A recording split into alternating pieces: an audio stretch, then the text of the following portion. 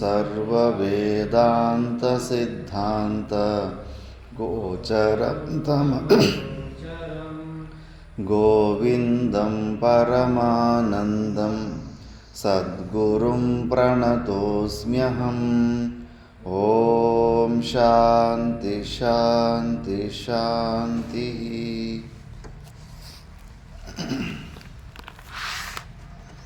మనం వివేక చూడమని గురించి విచారణ చేస్తుంటే ఇందులో పంచకోశాలు అనే పొరలు తీసుకుంటేనే మనలో ఉన్న ఆత్మ ప్రకాశిస్తుంది అని తెలుసుకున్నాము.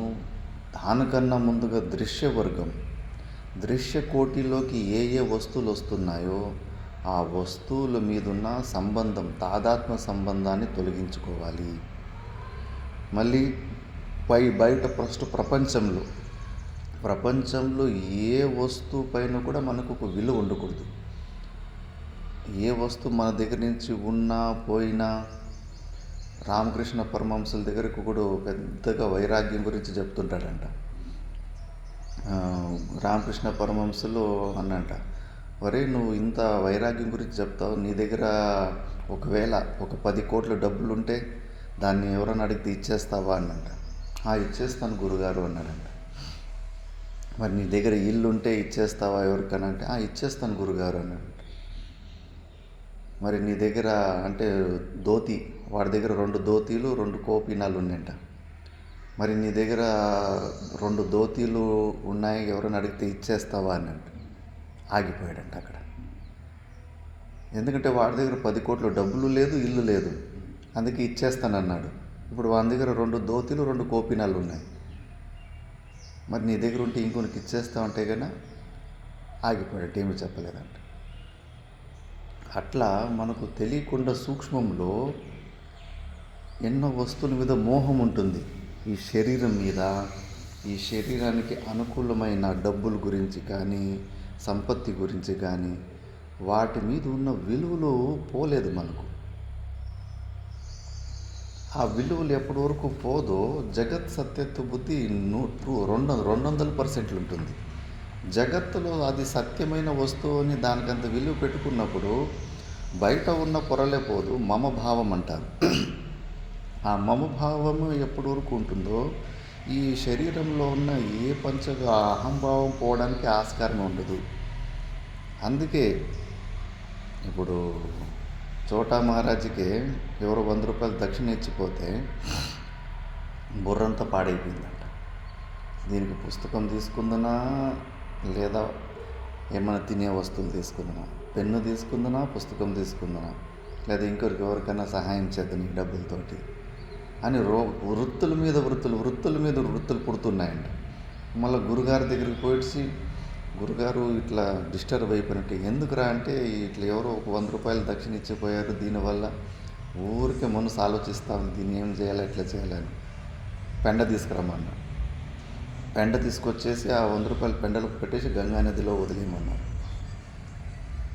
చూసేటోళ్ళకి ఏమనిపిస్తుంది, ఈయనకి ఎంత కొవ్వు, ఎంతో కష్టపడి సంపాదించిన డబ్బులని ఆవు పెండలో పెట్టేసి నదిలో వదిలేస్తారా? అది ప్రపంచం వాళ్ళ దృష్టి. ప్రపంచం వాళ్ళు ఎప్పుడంతా డబ్బులు లెక్కేసుకుంటూ ఉంటారు. వాళ్ళంతా ఎప్పుడు తిండి గురించి మాట్లాడతారు. ఎప్పటికీ వాళ్ళకి కుళ్ళు బుద్ధి ఉంటుంది. అయ్యో ఏమీ కష్టపడకుండా వాళ్ళు హాయిగా బతికేస్తున్నారు కదా అని ఒక కుళ్ళు బుద్ధి ఉంటుంది. వాళ్ళు ఫ్రెండ్షిప్లే చేయకూడదు. రామకృష్ణ పరమహంసులు అంటారు, ఎంతున్నా బయట బహిర్ముఖులు ఉల్లిపాయలతో చేసిన ఏదైనా వంట చేసింటే పాత్రని ఎంత కడిగినా కూడా దాని స్మెల్ పాత్రలోనే ఉంటుంది.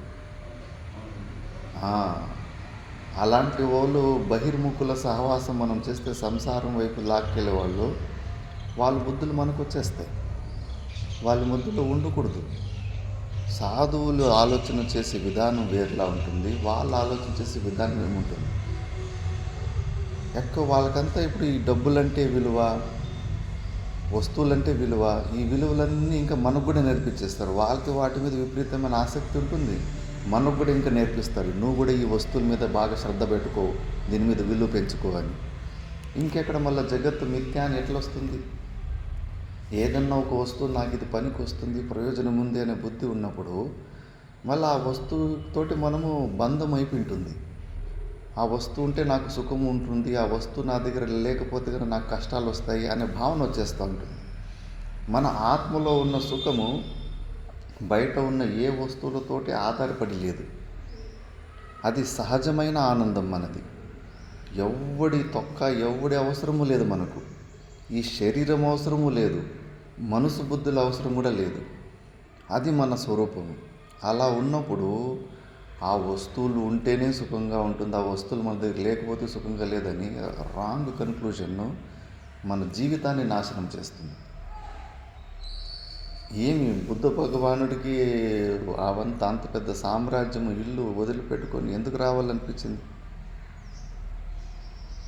కానీ ఈ సన్యాస మార్గంలోకి వచ్చిన వాళ్ళు కూడా ఇంకా ఆ కుటియాలు, ఆశ్రమాలు అవి ఇంకా మనకు సేఫ్టీకి, మనకి పనికి వస్తాయి, మన సుఖానికి పనికి వస్తాయి, మన అనుకూలానికి పనికి వస్తాయని ప్రయత్నం చేసి ఇంకా డబ్బులు ఇక్కట చేస్తుంటారు.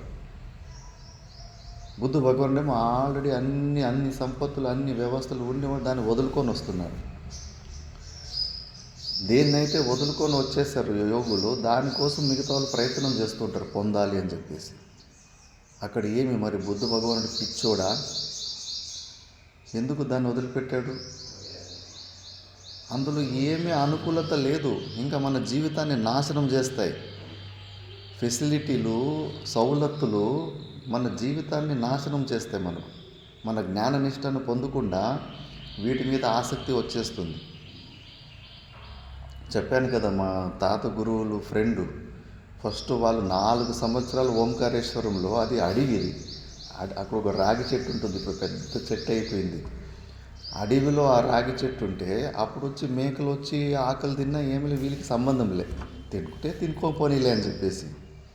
మళ్ళీ ఎప్పుడైతే అక్కడ ఆశ్రమం కట్టాలని ఆర్డర్ చేసి కొద్దిగా కాంపౌండ్ వేసుకున్నారో, మళ్ళీ ఆ మేకలు వస్తుంటే కానీ చుట్టూ ఆకలి తినకుండా దానికి ప్రొటెక్షన్ కట్టాడంట. మళ్ళీ అయినా కూడా మేకలు వచ్చి తింటా ఉంటే తోలేవాడంట. ఒకరోజు కట్టి తీసుకుని కొట్టేశాడు మేకని. మా తాత గురువులు నవ్వారంట. ఆశ్రమం అంటే ఏమనుకున్నావు, ఇదే జాగాలో మనం 4-5 సంవత్సరాలు వస్తుంటుంది, ఆ మేకలే వస్తుంటే తినిపోతుండే, మనకేమీ సంబంధం లేదు. ఇప్పుడు నాది అనే భావన వచ్చేసరికి ఆ మేకను కొడుతువా లేదా? అది హింస కాదా? మరి అది ఇంకో జన్మ వచ్చి అది కట్టి తీసుకుని నేను కొట్టదా? కొడుతుంది, తప్పకుండా కొడుతుంది. మోహం వచ్చేస్తుంది జాగాల మీద, మనమున్న స్థలాల మీద. అది చాలా జాగ్రత్తగా ఉండాలి. ఇంకా మన బుద్ధిని చెడపడానికి గృహస్థులు వాళ్ళలాగా నేర్పిస్తారు. గేట్లు వేసేయమంటారు. మన బాత్రూము, మన ఆశ్రమాన్ని వేరే ఎవరు వాడుకోకూడదు అంటారు. వాళ్ళకున్న స్వార్థం బుద్ధి మనకు నేర్పిస్తూ ఉంటారు. సాధువుల బుద్ధి అట్లా ఉండదు. మనము ఎక్కడ భేద బుద్ధి ఉండకూడదు. మనకు బయట ఉన్న వస్తువుల్లో విలువలు పెట్టుకోకూడదు. మనము అందరిది, అది పరమాత్మదే, సకలమంతా పరమాత్మదే. మన ఆశ్రమ భక్తులు వేరు, వేరే ఆశ్రమ భక్తులు వేరు. మనం మాత్రమే మన ఆశ్రమంలో ఉండదు వాడుకోవాలి, మిగతా వాళ్ళు ఎవరు వాడుకోకూడదు. ఇంకేం గృహస్థుల్లాగానే అయిపోతారు. పెద్ద సంసారం ఇది. అందుకే బయట ఉన్న విలువలు, వస్తువులలో విలువలు పెంచుకోవద్దు, జాగ్రత్తగా ఉండాలి. మనకు తెలియకుండా మనం ఏ జాగాలో ఉంటామో ఆ జాగా మీద మమ భావాలు వచ్చేస్తాయి, మమభావం వచ్చేస్తూ ఉంటుంది. ఇంకా అయిపో బాండేజ్. ఇంకా మమభావమే దృఢంగా ఉన్నప్పుడు అహంభావం ఎందుకు పోతుంది? అందుకే బాగా విచారణ చేసి ఆ విలువల్ని తీసేసుకో, రసాన్ని తీసేసుకో. విషయాలనేమో వదిలిపెట్టి వచ్చేసినాం, ఇల్లు, వాకిలి, పిల్ల, జల్ల అని. మళ్ళీ ఇక్కడికి వచ్చేసి మళ్ళీ ఇంకో కొత్త సంసారాన్ని స్టార్ట్ చేసుకుంటాం. నా ఆశ్రమము, నా భక్తులు, వేరేటోళ్ళు, వేరే ఆశ్రమము, నా ఆశ్రమం ఆవు, వేరే ఆశ్రమం ఆవు, మా ఆశ్రమం కుక్క, వేరే ఆశ్రమం కుక్క, మా వాళ్ళు మాత్రమే ఇక్కడ రావాలి, మిగతా వాళ్ళు ఎవరు రాకూడదు, అన్నీ మళ్ళీ ఇక్కడ వచ్చేస్తాయి స్వార్థం. అందుకే ఫస్ట్ ఆ మమభావాలు పోయిన తర్వాత మళ్ళీ లోపల ఉన్న ఒక్కొక్క పొర్ర, ఈ శరీరం మీద మోహం ఉంటుంది, పెద్ద సమస్య. అందుకే ఫస్ట్ స్టెప్పులు పూర్తి కాకుండా ఊరికే మళ్ళీ లోపల పెద్ద పెద్ద విచారాలు చేయకూడదు. ఫస్ట్ ఇక్కడ చూసుకోండి, ఇందులోనే ఫెయిల్ అయిపోతున్నాం. ఇంకా మమభావాలే పోవడం లేదు. ఆ మమభావాలే పోకుండా మళ్ళీ ఇటు లోపలికి ఆ స్టెప్కి ఎందుకు పోవాలి? ఆగాలి, ప్రాక్టికల్గా చెక్ చేసుకోవాలి. ఈ శరీరం మీద నాకు నిజంగానే మోహం ఉందా లేదా అని చెక్ చేయాలి. దాన్ని ఇప్పుడు అన్నమయ కోశం మీదనే ఇప్పుడు 4-5 శ్లోకాలు కొద్దిగా రిపిటేషన్ చెప్పి శ్లోకాలు వస్తున్నాయి. త్వం మాంసమేదోస్తి పురీశరాశో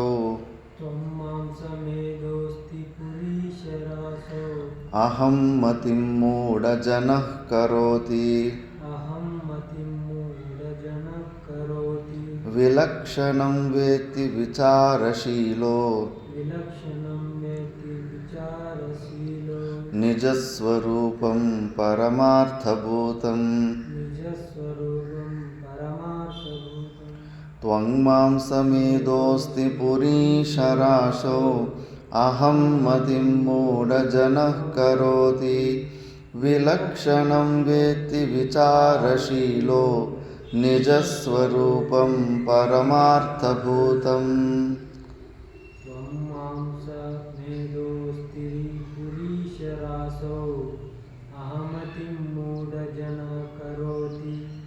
విలక్షణం వేత్తి విచారశీలో నిజస్వరూపం పరమార్థభూతం. త్వం మాంసమేధః అస్తి పురీశరాశౌ. ఈ శరీర సంఘాతాన్ని చర్మము, మాంసము, ఎముకలు, పూనుగు, ఇవన్నీ మళ్ళా వీర్యము, అంతిమ సప్తధాతువులు అంటారు. ఈ రాశి, ఈ శరీరాన్ని, వికారాలతో కూడిన ఈ శరీరాన్ని, సమూహాన్ని మూఢజనః అహమ్మతిం కరోతి. మూర్ఖులు ఈ శరీరమే నేను అని అనుకుంటారు. ఇప్పుడు మనం మూర్ఖులమా బుద్ధివంతులమా అని మన వ్యవహారంలో తెలుస్తుంది. ఊరికి శబ్దాల్లో బ్రహ్మజ్ఞానం ప్రవచనాలు చేస్తే కానీ వాడు పెద్ద బ్రహ్మజ్ఞానే కాదు. ఎవరన్నా మాటల్లో తిట్టినప్పుడు వాడు ప్రాక్టికల్గా ఎంతో ఎలా ఉన్నాడో అక్కడ తెలిసిపోతుంది వాడి జ్ఞానం ఎంత ఉంది అని చెప్పేసి. మనస, వాచ, కర్మణ 3 ప్రకారాలుగా మనకి ఇబ్బందులు వస్తుంటారు. ఆది దైవిక, ఆది భౌతిక, ఆది ఆత్మిక. ఆధ్యాత్మిక, ఆది దైవిక, ఆది భౌతిక 3 ప్రకారాలే మనకు దుఃఖం ఎంట్రీ అవుతుంటుంది. ఆది భౌతిక, ఆది దైవికం అంటే ప్రళయాలు, నదులు పొంగి రావడము, అవి ఎక్కడో 0.11%. ఎవరో నదీల పక్కల్లో ఉన్న వాళ్ళకి, భూకంపాలు వచ్చే ప్రదేశంలో ఉన్న వాళ్ళకి వాళ్ళకి ఆ ఇబ్బందులు. మనకేమైనా ఎప్పుడన్నా నదుల్లో కొట్టుకోబోయామా లేదా భూకంపంలో ఇరుక్కుపోయామా? ఆది దైవిక దుఃఖాలు మన అందరి జీవితాలకు టచ్ కావు. ఇంకా ఆది భౌతిక వేరే జంతువుల నుంచి, అడవుల్లో ఆశ్రమాలు పెట్టుకొని జీవించిన వాళ్ళకి వాళ్ళ పాములతోటి, అక్కడున్న క్రూర జంతువులతోటి కొద్దిగా ఇబ్బందులు ఉంటాయి. మనకేమైనా కరుస్తున్నాయా? పులులు, సింహాలు వచ్చి ఏమైనా కరుస్తున్నాయా? అమ్మమ్మ అంటే దోమలు కరుస్తాయి. దాన్ని కూడా దోమతెరలు, గుడ్ నైట్ అవి వేసుకుంటే వాటి ద్వారా కూడా మనకి ఇబ్బంది లేదు. ఇంకా ఆధ్యాత్మిక దుఃఖాలు ఈ శరీరానికి ఇంకొక మనిషి ద్వారా వచ్చేటివి ఎక్కువ కష్టాలు, దుఃఖాలు. మనస, వాచ, కర్మణ ఎక్కువ మనకు ఇంకో మనిషి ద్వారానే మనకు దుఃఖాలు ఎక్కువ వస్తుంటాయి. మళ్ళీ ఈ శరీరానికి ఆహారం తీసుకోవడం, ఉండడం, దీంట్లోనూ కష్టం ఉంది. శరీరానికి ఆహారం కావాలంటే దానికోసము ఉద్యోగాలు చేయాలి, సంపాదించాలి, చేతులు కాళ్ళతోటి పరిశ్రమ చేయాలి. ఆ పరిశ్రమలు పెద్ద దాని గురించి ఎవరు అంతగా ఏం పట్టించుకోరు. కొద్దిగా నొప్పి అవుతుంది అనుకో కష్టపడాలంటే. ముఖ్యంగా ఇంకో వ్యక్తి మనస, వాచ, కర్మన మనల్ని ఇబ్బంది పెట్టినప్పుడు దాన్ని తట్టుకోలేకపోతాం. ఎక్కువ దుఃఖాలు అక్కడి నుంచినే వస్తూ ఉంటాయి, మనుషుల నుంచి.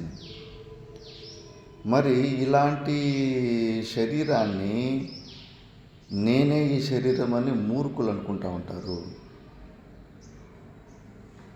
మరి మనకు నిజంగానే ఆ దుఃఖాలు, ఈ 3 ప్రకారాల దుఃఖాలు ఏదైనా అనుభవంలోకి వస్తున్నాయంటే మనము జ్ఞానులమా మూర్ఖులమా? దుఃఖం అనుభవిస్తున్నామంటే కనుక మూర్ఖత్వమే. స్వీకరించాలి ఫస్ట్, నేను మూర్ఖుడిని. ఎందుకంటే ఇంకొక మనిషి వచ్చి నన్ను తిడితే కనుక నాకు నొప్పి వేస్తుంది, ఇంకొక మనిషి నన్ను అవమానం చేస్తుంటే నాకు చాలా ఇబ్బందిగా ఉంది. ఇవన్నీ జరుగుతున్నాయి. దుఃఖము అనుభవంలోకి వస్తుందంటే మనము అజ్ఞానులము, మనం మూర్ఖులము. కానీ మన అహంకారం మనకు అట్లా చెప్తుందా? చాలా బుద్ధివంతుని నేను అని లోపల నిర్ణయం ఇస్తూ ఉంటుంది. వాళ్ళకేం తెలుసు, వీళ్ళకేం తెలుసు, నాకు తెలుసు నేను ఎంత బుద్ధివంతునని. ఒక పక్క దుఃఖాన్ని అనుభవించి అజ్ఞానంలో ఉండి శాంతిని పోగొట్టుకొని నువ్వు కూడా బుద్ధివంతుడు అనుకుంటే ఎట్లా? నువ్వు పరమ శాంతిగా పరమానంద స్థితిలో ఉన్నావంటే కన్నా అప్పుడు మాత్రమే నువ్వు బుద్ధివంతుడు. శాంతి ఎవరు తిట్టినా కూడా నేనేం పట్టించుకున్నాను. అదే గురువులు ఏమన్నా మన దేశం గురించి కొంచెం నీ ఒక్కని గురించి కాదు, జీవుల గురించి అంతా ఇక్కడ. నీ నారాయణ చైతన్య గురించి మాత్రం చెప్తారేమి? శంకరాచార్యులు అప్పుడెప్పుడో రాసింది. నీ గురించి ఎందుకు చెప్తారు? అందరి గురించి. అజ్ఞానులు కదా. డబ్బులు నీది ఎవరైనా దొంగతనం చేస్తే నీకు నొప్పి అవుతుందా లేదా? బాధ అవుతుందా లేదా?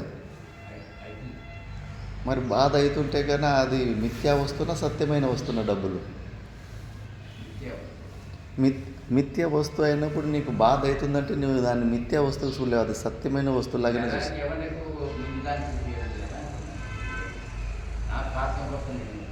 మరి మరుభూమిలో ఉన్న నీళ్ళు పైప్ లైన్ వేసి అందరికీ పొలాలకి నీళ్ళు ఇడిచిపెట్టచ్చు కదా. మరుభూమిలో కనిపించే నీళ్ళు మంచి వాళ్ళకి మంచి పనులు చేయొచ్చు కదా. చేస్తావా? మరుభూమిలో ఇసుక నీళ్ళలాగా కనిపిస్తూ ఉంటుంది. అలా చేయాలని బుద్ధులు పుడతాయా? అసలు నీళ్ళే ఉండవు. సూర్యకిరణాల వల్ల ఎండమావులు భ్రాంతితోటి కనిపిస్తూ ఉంటాయి. కాదప్పా, మరుభూముల్లో ఎండమావులు కనిపిస్తూ ఉంటాయి. ఇప్పుడు ఎండాకాలం నువ్వు టార్ రోడ్లో బస్సులో ముందు కూర్చుంటే కన్నా రోడ్డు తడిసినట్టు ఉంటుంది, అక్కడ నీళ్ళు ఉన్నట్టు ఉంటాయి. ఆ నీళ్ళు తీసుకొని పొలాల్లోకి ఇడిచిపెడతావా? ఎండమావుల్ని ఉసుక నీళ్ళలాగా కనిపిస్తుంది. ఆ నీళ్ళని పొలాలకి పైప్ లైన్ వేయాలనిపిస్తుందా? మరి వస్తువు సత్యమా మిథ్యమా? మిథ్యమైన వస్తువు నుంచి ఏమైనా ప్రయోజనం ఉంటుంది ఎవరికన్నా? మరి నీకు ఈ డబ్బులు ఎవరైనా మంచి వాళ్ళకి ఇస్తే అది వాళ్ళకి ఉపయోగపడుతుందంటే జగత్తు మీద సత్యత్వ బుద్ధి ఉందా, మిథ్యాత్వ బుద్ధి ఉందా? ఏం బుద్ధి ఉంది? మిథ్యాత్వం ఎక్కడుంది? సత్యం బుద్ధి ఉంది. ఈ డబ్బులు ఇంకోటికి ఎవరికో పనికి వస్తాయని. ఎడారిలో కనిపించే నీళ్ళు మాత్రం అవి లేవు, నీళ్ళు లేకపోయినా వట్టి నీళ్ళే. అందుకే అక్కడ నీకు పైప్ లైన్ వేయాలని బుద్ధి పుట్టలేదు. నీళ్ళు లేవు, లేకపోయినా ఉన్నట్టు కనిపిస్తున్నాయి. కానీ డబ్బులు ఇవి సత్యంగా కనిపిస్తున్నాయి. మరి ఇవి సత్యంగా కనిపిస్తుంటే జగత్తు సత్యత్వ బుద్ధే ఉంటుంది. ఎట్లా నువ్వు మోక్షాన్ని ఎట్లా పొందుతావు? నువ్వు ఇక్కడే ఇరుక్కుపోతున్నావు, విలువలు పోలేదు. ఈ ప్రపంచాన్ని నిజంగానే ఎవడు మిథ్యా రూపంలో దర్శనం చేసుకోలేకపోతున్నాడు.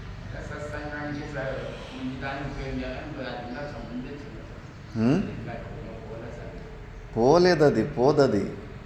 ఈ జీవితంలో 65 సంవత్సరాలు డబ్బులంటే విలువైన వస్తువులు అని అలవాటు చేసుకున్న వ్యక్తికి ఒక్కసారిగా ఆ డబ్బుల మీద ఆ విలువ పోవాలంటే కానీ అంత ఈజీ కాదు. ప్రాణం పోయినట్టు అవుతుంది, తలకాయ చెడిపోతుంది, టెన్షన్ వస్తుంది, దాని గురించి చింత వస్తుంది, ఎన్నో విషయాల గురించి వస్తుంది. ఇప్పుడు లైట్ని ఎవరైనా ఆన్ చేసేసి ఆఫ్ చేయకుండా వదిలిపెట్టేస్తే మరి మిథ్యా లైట్ స్వప్నంలో అట్లా లైట్ ఆన్ చేసి ఎవరైనా వదిలేస్తే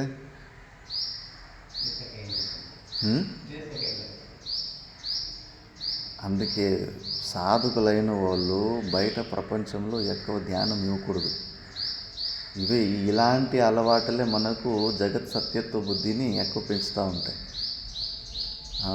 కర్తవ్యాలు చేయాలి, కానీ దాని మీద ఎక్కువ విలువ ఉండకూడదు. అట్లా అందుకే ఆ మమభావం ఊరికే ఎంత వింటే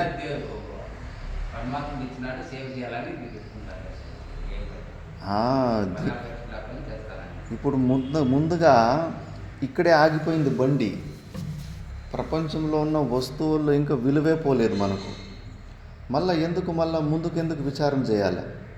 దీన్నే ఇప్పుడు ప్రాక్టికల్గా కూరంతా విన్ని అన్నమంతా ఆచరించాలంటారు. ఇంకా డబ్బులు విలువగా ఉన్నాయనిపిస్తున్నాయి. ఆశ్రమంలో నాది అనే స్వార్థం ఉంది. నా ఆశ్రమం, మా ఆశ్రమం, వేరే వాళ్ళ ఆశ్రమం అని చెప్పేసి ప్రతి ఒక్క వస్తువులో విలువ ఉంది, అవన్నీ కూడా డిస్టర్బ్ అవుతూ ఉంటుంది.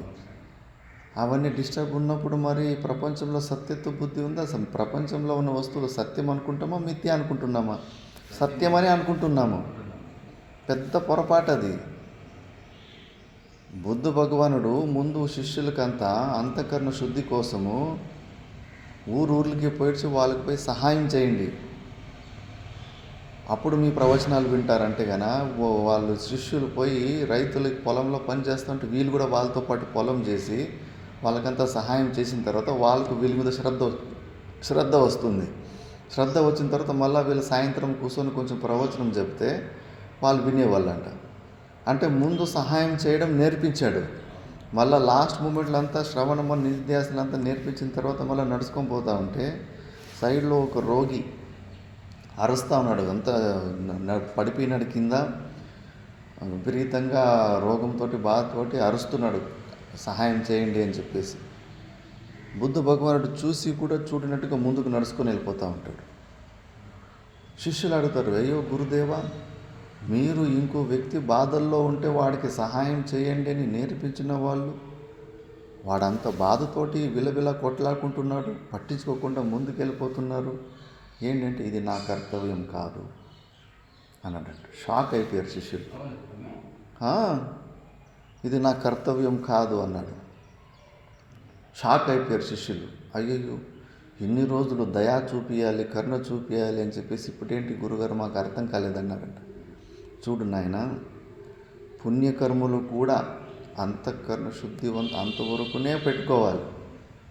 పుణ్యం వలదు, పాపం వలదు, రెండు జన్మహేతువులే. నీకు ఈ జగత్తు మీద మిథ్యాత్వ దర్శనం చేపించడానికి నీకు అంతఃకరణ శుద్ధి అవసరం ఉండే, అందుకే నీ చేత అలాంటి పుణ్యకర్మలు చేపించారు. మళ్ళా ఇంకా ఆ వస్తువులో ఇప్పుడు ఎంతమందికి కష్టాలు ఉన్నాయి. ఈ ఊర్లో సుమారు ఏం లేదన్నా కూడా ప్రతి ఇంట్లోనూ అప్పులు ఉన్నాయి. మరి పోయి వాళ్ళ అప్పులంతా పోయి తీర్చరాపు నువ్వు. ఇప్పుడు ఎందుకు? వాళ్ళ కష్టాలు నీ కష్టాలు కదా, ఎందుకు పోయి తీర్చు నువ్వు వాళ్ళకి?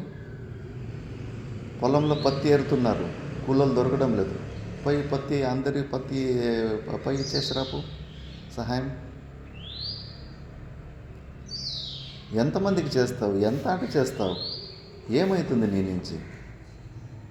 అందుకే ఈ జగత్తులో పుణ్యం వలదు, పాపం వలదు. దాన్ని ఎంతవరకు ఎక్కడి వరకు చేయాలి అక్కడ దాకానే చేసేయాలంతే.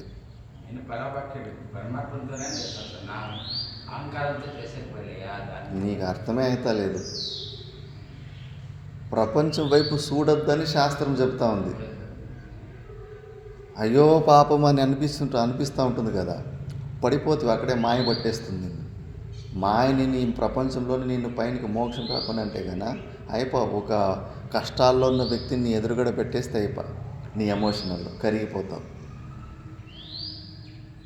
జగత్ వాడు సత్యమా? అక్కడ ఆ రోగి విలవిలాను కొట్టుకుంటున్నది సత్యమా మిథ్యానా? ఇంకేం పాఠం విన్నావు? నిన్నే చెప్తే ప్రపంచంలో ఒక పరమాత్ముడు తప్పితే ఇంకోటి ఏమి సత్యమైన వస్తువు లేనే లేదు. నీకేమో వాడు నిజమైన వ్యక్తి, వాడు కష్టాల్లో ఉన్నాడు, వాడికి నేను సహాయం చేయాలని బుద్ధి పుడుతుంది. జగత్తును మిథ్యాత్వ దర్శనం ఉందా? మరి వాడికి సహాయం చేయడానికి ఎందుకు పోతావు నువ్వు? మిథ్యా దర్శనం ఉంటే, అది నిజమైంది కాదంటే నువ్వు సహాయం చేయడానికి ఎందుకు పోతున్నావు? నువ్వు సహాయం చేయడానికి పోతున్నావు అంటే నీకు జగత్ సత్యత్వ బుద్ధి ఉంది అని. ఇది చాలా సూక్ష్మమైన విచారం. ఇది బుద్ధి చాలా తీక్ష్ణంగా ఉండాలి. ఎట్లా ఇరుక్కుపోతున్నామని చెప్పేసి. పుణ్యం పనులు కూడా బంగారు కడియలు, అంతే, కడియాలు, బంగారు చైన్లు, అవి కూడా బంధనంలోకి వేసేస్తుంటాయి. ఊరికే జగత్ మిథ్య అని మైకులో అరుచుకుంటా ఉంటే అయిపోతుంది జగత్ మిథ్య. నువ్వు ప్రాక్టికల్ నువ్వు ఎలా జీవిస్తున్నావో నీకు తెలిసిపోతుంది. నీదైన వస్తువు ఒకటి నీ నుంచి దూరం అయినప్పుడు నువ్వు ఎలా రియాక్ట్ అవుతున్నావో, నీకు దాని మీద ఎంత మోహం ఉందో దాన్ని బట్టి చెప్పేయచ్చు. నీకు జగత్తు మీద సత్యమైన సత్యత్వ బుద్ధి ఉందా, మిథ్యాత్వ బుద్ధి ఉందా అని చెప్పేసి. ఏ వస్తువు మన నుంచి దూరం అయినప్పుడు కూడా అసలు మనం పట్టించుకోవద్దు. ఎంత మోసం తెలిసినా ఏముంది మన వస్తు ప్రపంచంలో? అంతా పరమాత్మని వస్తుంది. అందరూ పరమాత్మ బిడ్డలు. ఎవడెవడికి ప్రారంభం ఉందో వాడు వస్తువుని వాడు తీసుకొని పోతుంటాడు. కానీ మన వస్తువు ఎవడన్నా వేడెవడో తీసుకెళ్ళిపోయినట్టుగా మనకి ఎంత బాధ వేస్తూ ఉంది. జ్ఞానం లేదు, అజ్ఞానమే. జగత్ సత్యత్వ బుద్ధి పోలేదు. మరి జగత్ సత్యత్వ బుద్ధి గురించినే నీకు ఇంకా పోనప్పుడు మళ్ళా నువ్వు ఇంకా అహంభావం తీసుకునే ప్రయత్నాలకు ఎందుకు పోతావు? దీని గురించి కొద్దిగా కూసు, ఆలోచించు. అవును కదా, ఎందుకు నాకు ఈ ప్రపంచంలోని వస్తువుల మీద ఇంత విలువ ఉంది? ఏదన్నా ఒక వస్తువు ఎవడన్నా దొంగతనం చేసిపోతే కానీ నేను తట్టుకోలేకపోతున్నాను. ఎందుకు తట్టుకోలేకపోతున్నాను? మరి ఈ జగత్తులో ఉన్న వస్తువులు సత్యమైనవా, మిథ్య అయినా? గురువులు చెప్తున్నారు. గురువులు గొంతు అరిచిపోయేటట్టుగా గొంతు నొప్పి తగ్గు వస్తూ ఉంది, చెప్పిన విషయమే చెప్పి. ఇదంతా స్వప్నంలో చూసిన వస్తువులు ఎలాగున్నాయో జాగ్రత్తలో ఉన్న వస్తువులు కూడా అంతే మిథ్య. గురువులు చెప్తున్నారు, శాస్త్రం చెబుతుంది. నాకు మాత్రం ఎవరైనా నా సొమ్ము ఎవడన్నా ఒకటి తీసుకెళ్ళిపోతే కానీ నాకు విపరీతమైన దుఃఖం వస్తూ ఉంది, తట్టుకోలేకపోతున్నాను. ఆ వస్తువు తీసుకెళ్ళిన వ్యక్తి మీద నేను హింస పెట్టాలనిపిస్తూ ఉంది. మరి ఆ వస్తువు పోయినప్పుడు దుఃఖం వస్తుందా లేదా? వస్తూ ఉంటుంది. మర్చిపోవాలి అవన్నీ. వస్తువులు విలువ, సాధువులది నాది మనది అనే వస్తువు, ఏ ఒక చిన్న వస్తువు మీద కూడా మోహం ఉండదు. ఒక్కొక్క వస్తువు మళ్ళీ నేను జన్మకు తీసుకొచ్చేస్తుంది. ఎంత సూక్ష్మమో. రేపటి గురించి చింతలు కానీ, భూతార్థ స్మరణం వృథాశ్రమదీయ భవ్యార్థ వ్యసనం త్యజ ప్రారంభ చోద్యక్షణాత్. ఈ జన్మ శరీరం వచ్చిందంటే కన్నా మనం పుట్టినప్పుడే దీనికి ఆయుష్ ఇంత అని సీమితమైపోయి ఉంటుంది. ఆ ఆయుష్ ఉన్నంత రోజులు ఈ శరీరానికి ఆహారం కూడా రెడీ అయిపోయి ఉంటుంది. మరి అన్ని పూర్వజన్మలోనే ఫిక్స్ అయినప్పుడు మనం ఎక్స్ట్రాగా ఏమీ ప్రయత్నాలు చేయాల్సిన అవసరం లేదు. ఇప్పుడు అన్నీ మనం ఏర్పాట్లు శరీరం మెయింటెనెన్స్ కోసం చేస్తుంటాం కదా. ప్రారంభం మీద విశ్వాసమే లేదు కదా. శరీరం మెయింటెనెన్స్ కోసమే అన్ని తిప్పలు చేస్తూ ఉంటారు. మరి ఆ శరీరం మెయింటెనెన్స్ కోసం చేస్తూ ఉంటే కన్నా జగత్ సత్యత్వపు ఈ శరీరము సత్యం అనే భావన ఉందా, మిథ్య అనే భావన ఉందా? పెట్టుకోలేదు. ప్రాక్టికల్ ఒక్క స్టెప్ కూడా ముందుకు వెళ్తాలేము. ఊరికి శ్లోకాలు శ్రవణాలు చేసుకొని ముందుకు అన్నీ వినేస్తూ ఉన్నాం అంతే. ప్రాక్టికల్గా వచ్చేసరికి అన్నిట్లోనూ ఫెయిల్ అయిపోతూ ఉన్నాం. ఇంకా ప్రపంచంలో ఉన్న విలువ పోలేదు. ఆ ప్రపంచంలో విలువ పోయిన తర్వాత మళ్ళీ ఈ శరీరం మీద ఉన్న విలువ పోతుంది. అందుకే ఈ శరీరం మీద అహమ్మత్యం ఎవరికైతే ఉంటుందో వాడు మూఢజనః కరోతి, మూర్ఖులము. ప్రపంచం మీద ఈ శరీరం మీద నేను అనే భావం, అది సత్యం అనే భావన ఉంటే కనుక మనలో మూర్ఖత్వం ఉంది. విలక్షణం వేత్తి విచారశీల నిజస్వరూపం పరమార్థభూతం. ఈ సకల ప్రపంచాన్ని, ఈ శరీరాన్ని విలక్షణంగా చూస్తాడు ఎవరు? విచారశీల, విచారవంతులు దీన్ని సపరేట్గా చూస్తారు. నిజస్వరూపం పరమార్థభూతం, వాళ్ళ స్వరూపంలోనే చూస్తూ ఉంటారు. ఆ స్వరూపంలో నిలబడిన తర్వాత అప్పుడు సైలెంట్గా అయిపోతారు. అది విచారం. జ్ఞానులకి అది తెలుస్తూ ఉంటుంది. మిగతా వాళ్ళంతా అంతే. జగత్ సత్యత్వ బుద్ధి శరీరంలో ఉన్న మోహంలోనే, ఆ బురదలోనే పొరలాడుతూ ఉంటారు. ఎన్ని యుక్తుల ద్వారా శాస్త్రం చెప్పినా కూడా అంత వాళ్ళు కూడా పెద్ద పెద్ద ఆచార్యులు అయిపోతారు, పాఠాలు చెబుతూ ఉంటారు. కానీ జగత్ సత్యత్వ బుద్ధి మాత్రం పోయే ఉండదు. ఒక్క వస్తువు వాళ్ళ నుంచి దూరం అయిపోతే కానీ దుఃఖం వచ్చేస్తూ ఉంటుంది వాళ్ళు. ఎందుకంటే అలవాటే చేసుకోలేదు. వస్తువుల మీద ఉన్న విలువే తీసుకోలేదు. ఇంకా శరీరం మీద ఉన్న విలువ పోతుందా? అది శరీరం చాలా నాకు ఉపయోగమైనది. ఎప్పుడూ ఇంకా శరీర పుష్టి కోసం ప్రయత్నాలు జరుగుతుంటాయి కానీ శరీరాన్ని వదులుకోవాలనే ప్రయత్నాలు ఉండవు. కుదరదు. అట్లా అలవాటు ఉంటే మాత్రం కుదరదు. ఇంకో శ్లోకంలో కూడా దీన్ని రిపీట్ చేస్తున్నారు. దేహోహమిత్యేవ జడస్య బుద్ధి देहोऽहमित्येव जडस्य बुद्धिः देहे च जीवे विदुषस्त्वहन्ति देहे च जीवे विदुषत्वहन्ति विवेकविज्ञानवतो महात्मनो विवेकविज्ञानवतो महात्मनो ब्रह्माहमित्येव मतिः सदात्मनः ब्रह्माहमित्येव मतिः सदात्मनि देहोऽहमित्येव जडस्य बुद्धिः देहे च जीवे विदुषस्त्वहन्ति विवेकविज्ञानवतो महात्मनो ब्रह्माहमित्येव मतिः सदात्मनि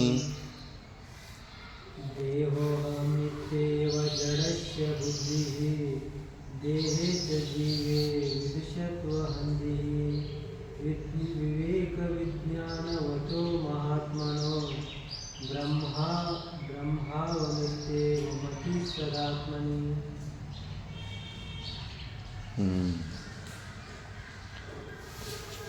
మూడు ప్రకారాల మనుషులు ఉంటారు. దేహ అహం ఇత్యేవ జడస్య బుద్ధి. ఈ శరీరమే నేను అని జడబుద్ధి ఉన్న మూర్ఖుడికి ఈ శరీరమే నేను అనే బుద్ధి ఉంటుంది. ఇంకొకడికి కొద్దిగా శాస్త్రాలు చదివినవానికి దేహేచ జీవే విదుష తు అహంది. ఈ శరీరము నేనే, లోపల ఉన్న పరమాత్మ స్వరూపము నేనే అని చెప్పేసి కొంచెం శాస్త్రం చదివిన వాడికి. కానీ జ్ఞానికి వివేక విజ్ఞానవతో మహాత్మన బ్రహ్మ అహమిత్యేవ మతి సదాత్మన. నేను కేవల సచ్చిదానంద స్వరూపిణి, నేను కేవల సాక్షిని అని తన స్వరూపానికన్నా భిన్నంగా ఏ వస్తువులో అస్తిత్వాన్ని ఒప్పుకోడు. వేదాంతుల స్థితి ఎంత ఇదిగా ఉంటుందంటే సాక్షాత్ వాళ్ళ ఇష్ట దైవులు వచ్చినా కూడా దాన్ని కూడా లెక్క పెట్టరు.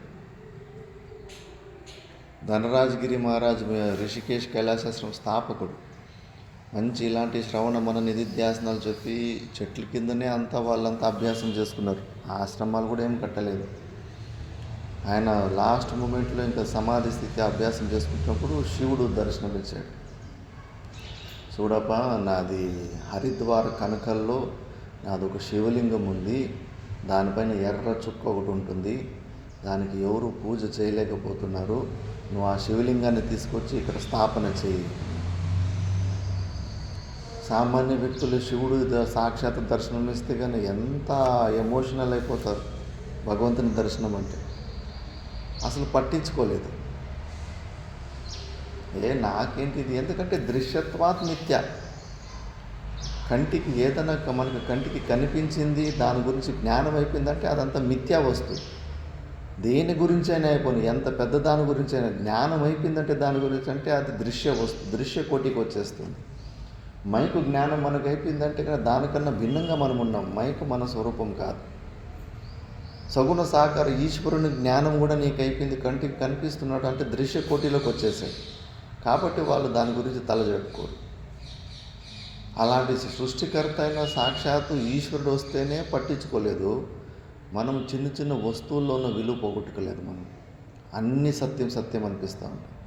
అట్లా 2 సార్లు వస్తాడు, రెండోసారి కూడా మళ్ళా వస్తాడు. రెండోసారి కూడా ఇదేంటి, ఇది మిథ్యా కదా, మిథ్యాను వస్తువుతోటి ఎందుకు చర్చలు చేసుకోవాలా. కానీ మూడోసారి ఇంకోసారి వచ్చినప్పుడు ఓహో ఇంకా నాలో అవిద్య లేశ ఉంది, ఇంకా నేను సంపూర్ణంగా సమాధి స్థితిలో లయం కాలేదు, కాబట్టి ఇంకా నేను ఆ సగుణ సాకార ఈశ్వరునికి ఆర్డర్ని నేను తీసుకోవాలని చెప్పేసి అప్పుడు మాట్లాడడం స్టార్ట్ చేశాడు. ఆ రేంజ్కు ఆ వివేకం ఉన్న వ్యక్తి తన స్వరూపం కన్నా భిన్నంగా ఎవరిని అసలు ఉంది అనే సత్యం అనుకోకూడదు. ఏమి ఇంకో వస్తువులు ఉన్నది ఒకే ఒక సత్యమైన వస్తువు, సచ్చిదానంద పరమాత్ముడు. అది మనమే అయి ఉన్నాం. లేకపోతే అద్వైత సిద్ధాంతానికే హాని అయిపోతుంది. నా ద్వితీయం ఇది అద్వితీయం. అద్వితీయం అంటే రెండో వస్తువు లేదు అని. నువ్వు నీకన్నా భిన్నంగా ఇంకో పరమాత్ముడు ఉన్నాడని చూస్తే నువ్వు కొడువి పరమాత్ముడు ఇద్దరు అయిపోయారు కదా. మళ్ళీ అద్వైత సిద్ధాంతం శాస్త్రమే అబద్ధం అయిపోతుంది. ఏకమేవ అద్వితీయం, ఉన్నది ఒకటే ఒకటి స్వరూపం అని చెప్పేసి నువ్వు ఆ ఉన్న ఒక స్వరూపాన్ని నువ్వే అనేసి తెలుసుకున్న తర్వాత నీకన్నా భిన్నంగా ఎక్స్పెక్టేషన్లు ఎందుకు ఉంటాయి? ఎక్స్పెక్టేషన్లు ఉన్నాయంటే ఇంకా అజ్ఞాన లేశం ఉంది అని చెప్పేసి. ఈయనకు మంగళ చైతన్యం, దత్తాత్రేయ, గురువులు ఇవన్నీ నీకు భిన్నంగా తెలుసుకుంటావా? నీ స్వరూపంగానే తెలుసుకుంటావా? మరి అది అద్వైత సిద్ధాంతం ఎలా అబద్ధమైపోతుంది? 2-3 ఉంటాయా? 2-3 దేవుళ్ళు ఉంటారా? నువ్వు ఉన్నావు, నీ దేవుడు ఉన్నాడా? మరి శాస్త్రం అబద్ధమైపోతుంది. అందుకే దత్తాత్రేయులు 3 అపరాధాలను ఎప్పుడు క్షమించు అని అడుగుతాడు. గత్య వ్యాపకత హతాతే. పరమాత్మ, నేను తీర్థాటనలు చేస్తూ ఉంటాను, కాశీ, కేదార్నాథ్, శ్రీశైలం ఇవన్నీ తిరుగుతూ ఉంటాను. దీనివల్ల నీకు ఒక పెద్ద అవమానం జరుగుతుంది పరమాత్ముడా. నువ్వు సర్వవ్యాపకుడివి, ప్రతి చోట ప్రతి కణంలోనూ ఉంటున్నావు. కానీ నేను చేసే ఈ చిలిపి చేష్టల వల్ల నీ కీర్తికి అపకీర్తి వస్తూ ఉంది. అంటే నువ్వు కాశీలో ఉన్నవాడివేనా? కేవలం శ్రీశైలంలో మాత్రం ఉంటావా? అంటే ఇక్కడ లేవు, నువ్వు అక్కడున్నావు, నిన్ను చూడడానికి నేను వస్తున్నానని. పరమాత్మని చిన్న సైజు చేసేసాం కదా. అంతటా ఉన్న వ్యాపకమైన పరమాత్మ ఆయన కీర్తిని తగ్గి చేస్తాం కదా మనం, ఒక చిన్న ప్లేస్లోనే సీమితం చేసి. అందుకే నేను తీర్థాటలు చేస్తూ గత్యా తవ వ్యాపకత హతాతే, నీ వ్యాపకత్వాన్ని చంపేశాను స్వామీజీ. పరమాత్ముడా, నువ్వు సర్వవ్యాపకుడివి, కణంలోనూ ఉన్నావు. కానీ నేను చేసే ఈ చేష్టల వల్ల నీకు అవమానం జరుగుతుంది. నేను చిన్నవాడిని చేసేసాను, కేవలం శ్రీశైలానికి సీమితం చేశాను. మళ్ళా స్తుత్య వాగ్ అగోచరత హతాతి, నేను నిన్ను స్తుతిస్తున్నాను, దేవుడా నువ్వు అట్లా నువ్వు ఇట్లా అని చెప్పేసి. కానీ శాస్త్రం చెబుతుంది ఏ శబ్దాలు పరమాత్మని విషయీకరణం చేయలేవు. శబ్దాలకు అక్కడ ఇదే లేదు, పోలేవు అవి. ఇప్పుడు చూడు మైక్ నేను సంపూర్ణంగా విషయీకరణం చేసి దాన్ని తెలుసుకోగలుగుతాను. కళ్ళు ద్వారా చక్షురింద్రియాల ద్వారా ఈ మైక్ని బాగా చూసి దాని గురించి జ్ఞానం పొందుతాను. మైక్ని చూడండి అని మీకు చెప్తాను, మీరు సడన్గా మైక్ని చూసి మైక్ జ్ఞానం పొందొచ్చు కదా, పొందొచ్చా లేదా? నేను ఇప్పుడు మీ మైక్ని చూడండి అంటాను, చూస్తే మైక్ జ్ఞానం అయిపోయింది కదా. నిర్గుణ నిరాకార పరమాత్మని చూడండి అంటాను, చెప్పండి ఎట్లున్నాడు నిర్గుణ నిరాకార పరమాత్మ?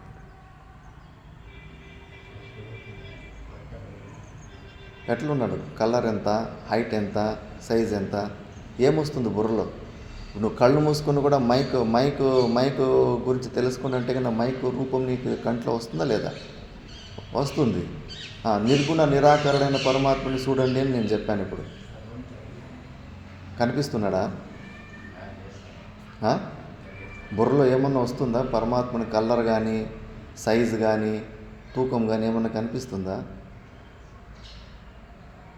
మరి శబ్దాలకి పవర్ లేదు కదా. మిగతా వస్తువుని తెలుసుకునే దాంట్లో శబ్దాలకి పవర్ ఉంది. మైకు అన్న శబ్దాన్ని చెప్పిన తర్వాత దాన్ని తెలుసుకునేది దాన్ని తెలుసుకుంటాం, ఎందుకంటే ఇవన్నీ వాచ్యార్థాల ద్వారానే తెలుసుకోవచ్చు. కానీ నిర్గుణ నిరాకార పరమాత్ముడు ఏ శబ్దానికైనా వాచ్యార్థం అవుతాడా? ఊరికి శబ్దాలు నువ్వు ఉచ్చరించుకోవచ్చు, కానీ బుర్రలోకి మాత్రం ఏమీ రాదు. ఇంకా సగుణ సాకార పరమాత్మ విష్ణువుని తెలుసుకోండి అంటే కన్నా 2 చేతులు, కాళ్ళు, విష్ణు బ్లూ కలర్ శరీరము, శంకు చక్రము, గద ఇవన్నీ వచ్చేస్తాయి. విష్ణుని తెలుసుకోండి మనసులో అంటే కానీ. నిర్గుణ నిరాకార పరమాత్మను తెలుసుకోండి అంటే ఏమొస్తుంది బుర్రలో? ఏమన్నా వస్తుందా? ఏమీ లేదు. ఏదన్నా బుర్రలోకి రావాలంటే ఈ ఇంద్రియాలకి ఏదన్నా ఒకటి కెపాసిటీ ఉంటే దానికి ఒక కలర్ ఉండాలి, దానికి ఒక షేప్ ఉండాలి, లేదా అట్లీస్ట్ దానికి ఏదైనా కొన్ని గుణాలు ఉండాలి, లేదా అనుమాన ప్రమాణాల ద్వారా అయినా దాని జ్ఞానం కావాలి. ఇవి ఏమీ ఉండవు నిర్గుణ నిరాకారం. గుణాలే ఉండవు, రూపమే ఉండదు, ఆకారమే ఉండదు. ఇంక బుద్ధిలో ఏమొస్తుంది నీకు? అన్ని ఇంద్రియాల్లో టాప్ ఇంద్రియమే బుద్ధి. ఇంక బుద్ధికే దొరుకుతా లేదు పరమాత్ముడు, నిర్గుణ నిరాకారుడైన పరమాత్ముడు. ఇంక నువ్వు వాగీంద్రియాలకి దొరికిపోతాడా? మరి నువ్వు వాగిన నోరు ఉంది కదా అని చెప్పేసి ఓ వైకుంఠవాసి శ్రీశైలవాసి అని పొగిడింది. అందుకే దత్తాత్రేయుడు అంటాడు, ఓ పరమాత్ముడా, నీ ఈ బుద్ధికి అగోచరుడు నువ్వు, ఇంద్రియాలకే కానీ అన్నిటికీ నువ్వు అగోచరుడు. ఏ ఇంద్రియాలకి నువ్వు దొరకవు, యోగ్యత లేదు. ఇంద్రియాలు నీ గురించి చెప్పడానికి, నీ గురించి తెలుసుకోవడం యోగ్యత లేదు వీటికి. అలాంటిది నేను వాగీంద్రియం ద్వారా నేను నిన్ను స్తుతులు చేసేస్తాను, నువ్వు ఇలాంటి ఓడు, నువ్వు అలాంటి ఓడివి అని చెప్పేసి. నీ గొప్ప చరిత్ర అనేది, ఈ వాగింద్రియాలకు కూడా అగోచరుడమైన గొప్ప చరిత్ర ఉన్న నేను నా వాగింద్రియం ద్వారా గోచరం చేసేస్తున్నాను, పట్టుకునేటట్టు చేసేస్తున్నాను. ఇప్పుడు కూడా నిన్ను అవమానం చేస్తున్నాను పరమాత్ముడా అని దత్తాత్రేయుడు. మళ్ళీ నమస్కృత్య, దేవుడి గుడికి పోతే నమస్కారం చేస్తుంటామా లేదా? మరి శాస్త్రం అంటుంది ఏకమేవాద్వితీయం. నువ్వు నమస్కారం చేస్తే నువ్వు ఒక వ్యక్తివి, నువ్వు విశ్వాసమును శ్రద్ధ పెట్టుకున్న దేవుడు ఒకడు, ఇద్దరు అయిపోరే లేదా? మరి రెండు వస్తువులు ఉన్న సత్యమైన వస్తువులు ప్రపంచంలో శాస్త్రమే చెబుతుంది ఏకమేవాద్వితీయం, ఉన్నది ఒకటి సత్యమైన వస్తువు, అది పరమాత్ముడు. నేను నమస్కారం చేయడం వల్ల నీ అద్వైత సిద్ధాంతాన్నే చంపేస్తున్నాను. అద్వైతత హతాతి, నమస్కృత్య అద్వైతత హతాతి, అద్వైత సిద్ధాన్ని చంపిపడేశాను నేను నిన్ను. క్షమస్య త్రివిధ అపరాధం అని. అందుకే పరమాత్ముడా, ఈ 3 అపరాధాలు నాలో ఆటోమేటిక్గా జరిగిపోతున్నాయి, అందుకే ఈ 3 అపరాధాలను మాత్రం నువ్వు నన్ను క్షమించేయాలి అని దత్తాత్రేయుడు కోరుకుంటాడు.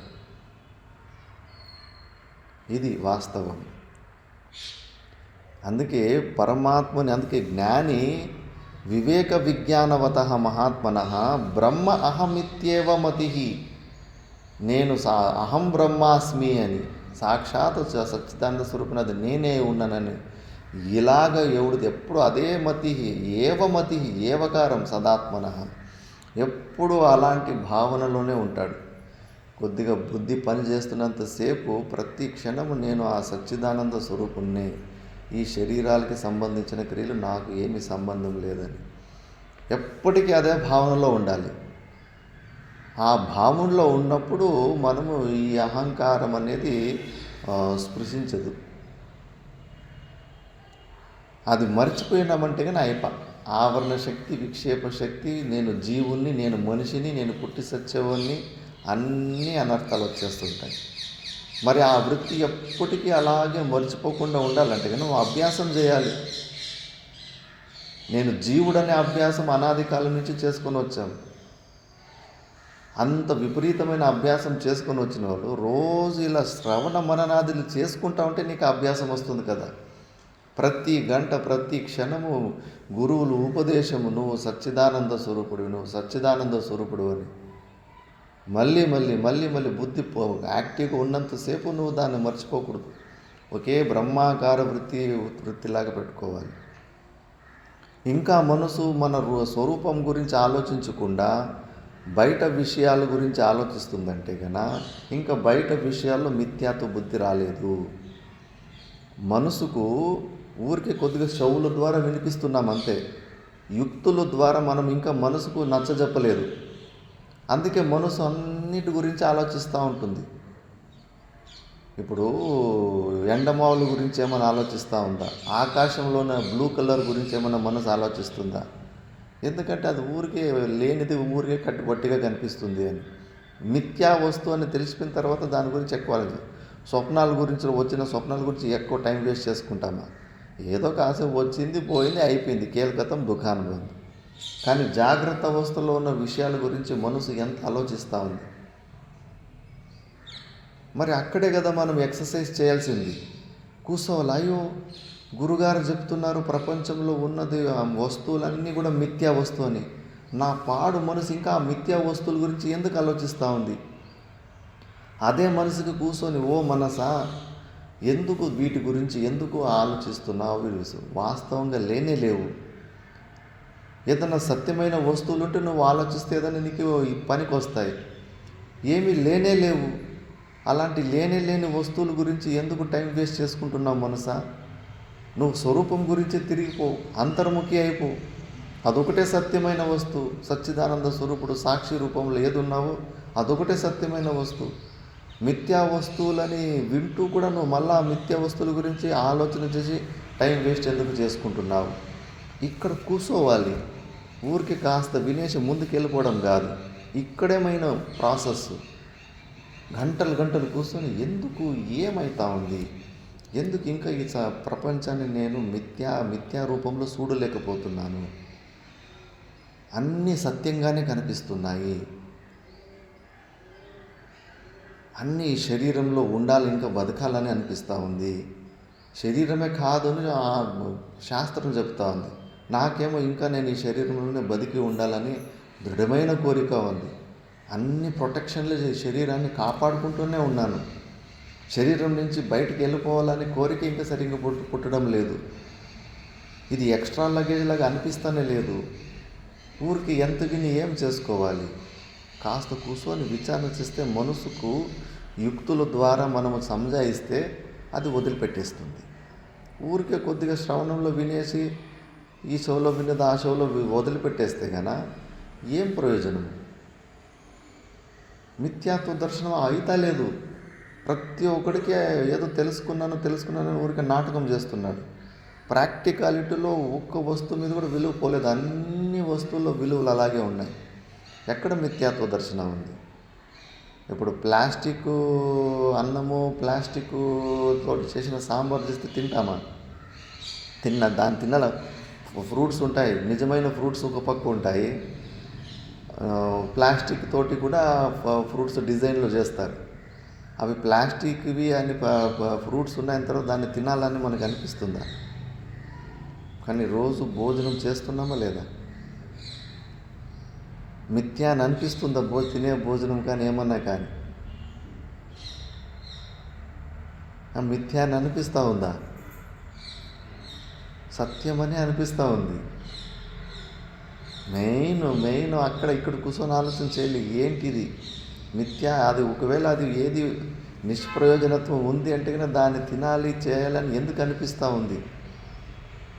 విచారణ చేయాలి. ఇంకా జగత్తులో ఉన్న సత్యత్వ బుద్ధి పోయిందా లేదా అని చెప్పేసి. ఇది పోయిన రోజే ఆ నిర్వికల్ప సమాధి స్థితికి నువ్వు కూర్చోగలుగుతావు. లేకపోతే కనుక నువ్వు కూర్చోలేకపోతావు. కాబట్టి సర్వాత్మని బ్రహ్మని వివేక విజ్ఞానవత మహాత్మన బ్రహ్మ అహం ఇత్యేవ మతి సదాత్మని. బ్రహ్మ అహం అనేది ఎప్పుడు ఆ భావనలోనే ఉంటాడు. పనికిరాని ప్రపంచంలో అసలు తల చెడుపుకోడు. నువ్వు తల చెడుపుకోవాలనుకుంటే ఎన్ని విషయాలు ఉంటాయి, అన్ని విషయాల్లో తలపు చెడుకోవాలంటుంది. అసలు అవన్నీ ఏమీ సత్యమే లేదు అన్నప్పుడు ఎవడన్నా లొల్లు చేసుకుంటా ఉంది. నాకెందుకు నాయన, నా శాంతి నాకెందుకు, సైలెంట్గా మన సాధనలో ఉంటాం. ప్రతీది చుట్టుముట్టు జరుగుతున్న ప్రతి వికారాలకి మనము రియాక్ట్ అయిపోతూ ఉంటే కన్నా దుఃఖం వచ్చేస్తూ ఉంటుంది. అంతర్ముఖి కావాలా? బయట చుట్టుముట్టు ఉన్న వస్తువుల్లో విలువలు పోగొట్టుకొని మన స్వరూపం గురించినే మనం ఆలోచిస్తుండాలా. కానీ మనసు మన స్వరూపం గురించి ఎక్కడ ఆలోచిస్తుంది? కొద్దిగా అబ్జర్వ్ చేయండి. మనసు దేని గురించి ఆలోచిస్తూ ఉంది ఏకాంతంలో ఉన్నప్పుడు. అట్లుంటే బాగుండు, ఇట్లుంటే బాగుండు, అట్లా చేస్తే బాగుంటుంది, ఇట్లా చేస్తే బాగుంటుంది అని ఏదో ఒకటి ఆలోచిస్తూనే ఉంటుంది మనసు. దానికి ఇంకా మిథ్యాత్వ దర్శనం కాలేదు ప్రపంచం. దానికి మిథ్యాత్వ దర్శనం కావాలంటే రోజు దాన్ని పట్టుకొని ఇలాగే ఇది చేస్తూ ఉండాలి. ఒక రాజు దగ్గర చెప్పాను కోతి స్టోరీ. ఒక రాజు దగ్గర ఒక కోతి ఉంటుంది. మంచిగా రాజు అందరినీ బాగా చూసుకుంటూ ఉంటాడు. కానీ ఆ కోతిని మాత్రం రోజు టప్ అని ఒకటి కొట్టేసి పై మళ్ళా సింహాసనంతో కూర్చుంటూ ఉంటాడు. మంత్రికి కోపం వస్తుంటుంది. అయ్యో మా రాజు అందరినీ బాగా చూసుకుంటాడు, ఈ కోతిని మాత్రం రోజు ఒక దెబ్బ కొట్టి చేస్తాడు కదా, దీంతో భలే అన్యాయం చేస్తున్నాడు అని చెప్పేసి ఒకరోజు అడిగేస్తాడు. కాదు రాజా, మన దేశంలో ఉన్న వాళ్ళందరినీ బాగా చూసుకుంటున్నాం, ఈ కోతిని మాత్రము రోజు ఒక దెబ్బ కొడుతున్నావు ఎందుకు అని. అప్పుడు రాజు అంటాడు, చూడు నాయనా, ఈ కోతి మన మనసు, ఇవి రెండిటి స్వభావం ఒకటే. దీన్ని రోజు నువ్వు కట్టి తీసుకున్న దెబ్బ కొడతావా, ఇవి కంట్రోల్లో ఉంటాయి. ఒక్కరోజు 2-3 రోజులు గ్యాప్ విడిచిపెట్టినామంటే కన్నా మళ్ళా విధ్వంసాన్ని సత్యనాశి అంటారు. కోతిని కూడా సత్యనాశి అని. మన సత్యాన్ని మన లోపల ఉన్న సచ్చిదానంద స్వరూపాన్ని అతన్నే చంపేసి బహిర్ముఖతంలోకి తీసుకొచ్చేస్తాయి. నువ్వు ఈరోజు ఈ కోతిని ఎందుకు కొట్టామని అడిగినావు కదా, నేను రేపటి నుంచి దీన్ని కొట్టడం ఆపేస్తాను చూడు, నీకే అర్థమవుతా. ఇంకా రోజు రాజు వచ్చి కొట్టేసరికి ఆ కోతి సైలెంట్ ఒక చోట కూర్చొని ఇట్లా దెబ్బలు తిన్నికి రెడీ అయిపోతుంటాయి. ఇంకా ఆ రోజు రెడీగా ఇంక కొడతాడని చెప్పేసి రెడీగా ఉంటే కానీ రాజు కొట్టకుండా ముందుకు వెళ్ళిపోతాడు. కోతి చూస్తుంది, అయ్యో ఈరోజు ఏం రాజు మర్చిపోయాడా నన్ను కొట్టడం అని చెప్పేసి అంతకుముందు తలెత్తి చూడ్డానికి కూడా భయపడుతుండే. ఆ రోజంతా అటు ఇటు చుట్టూ తిరిగి చూస్తూ ఉంటుంది. మళ్ళీ రెండో రోజు చూస్తే కన్నా అంతకుముందు తల దించుకొని ఇట్లా భయపడుతూ ఉండేది. ఇంక రెండో రోజు తలెత్తి రాజు వస్తుంటే రాజుని చూసుకుంటా ఉంది. రెండో రోజు కొట్టలే రాజు. ఇంక రెండో రోజు అదేం చేసింది, ఎప్పుడు ప్రతిరోజు కదలకుండా ఒకే చోటే భయంతో ఉండేది. ఇంక రెండో రోజు అక్కడి నుంచి ఇక్కడ ఎగరడం, ఇక్కడి నుంచి అక్కడ ఎగరడం, వాళ్ళ రాజులు మంత్రులంతా విచారణ చేస్తుంటే కోతి అటు ఇటు తిరుగుతూ ఉంటే కానీ వాళ్ళకి భంగం కాదు. మనం ఇక్కడ పాఠాలు చేసుకుంటుంటే పిల్లి కూడా అడ్డు పోయిందంటే కానీ అందరి దృష్టి అక్కడ పిల్లి కాడికి వెళ్ళిపోతుంది. ఇంకా వాళ్ళు డిస్కషన్ చేస్తుంటే కోతి అక్కడి నుంచి ఇక్కడికి ఎగురుతూ ఉంటే కానీ మంత్రికే కోపం వస్తూ ఉంది. చూడు దీనికి దెబ్బలు పడకుండా నేను రాజుని ఆడుకుంటే సైలెంట్గా ఒక చోటు కూర్చోవాలి కదా, కూర్చోకుండా ఊరికి అటు ఇటు ఎగిరి డిస్టర్బ్ చేస్తూ ఉంది. ఇంకా మూడో రోజు రాజు వచ్చేసరికి అటు ఇటు ఎగురుకుంటే అసలు ఒక చోటు కూర్చోలేదు, పోయి రాజు తల మీదనే ఎగిరి కూర్చుంటుంది. అప్పుడు మంత్రికి కోపం వచ్చేసిన కట్టి తీసుకొని 10-20 దెబ్బలు కొట్టేస్తాడు. అప్పుడు మనసుకు దెబ్బలు పడాలి. శ్రవణము ద్వారా దెబ్బలు పడతాయి. అందుకే మనసు సత్సంగం గురించి ఎందుకు దానికి అలర్జీ వస్తుంది, బోరు కొడుతుందంటే సత్సంగం ద్వారా మనసుకు దెబ్బలు పడతాయి. అందుకే అది ఇష్టపడదు. అందుకే వదిలిపెట్టారా ఈ పుస్తకాలు చదివితే ఏమొస్తుంది అని మనకు రాంగ్ డిసిషన్ ఇస్తుంది. దానికి ఇష్టమైనది ఏమి, స్థూల రూపమైన స్వతంత్రత, సపరేట్గా ఉండాలి, ఏమీ చేయకుండా ఉండాలి. అంత తమో గుణంలో ఉన్న లక్షణాలన్నీ మనసుకు చాలా ఇష్టంగా ఉంటుంది. తమో గుణము, రజోగుణం. మనమేమో ఆ మనసు మాటలే వింటూ ఉంటాం. మనసు మాట వినడం కాదు, శాస్త్రం మాట, గురువుల మాటే వినాలి. మనసులో వచ్చిన నిర్ణయాలన్నీ అవి చెప్పే టాస్క్లన్నీ చేసుకుంటూ పోకూడదు. మనసుకు దెబ్బలు పడాలంటే సత్సంగమే.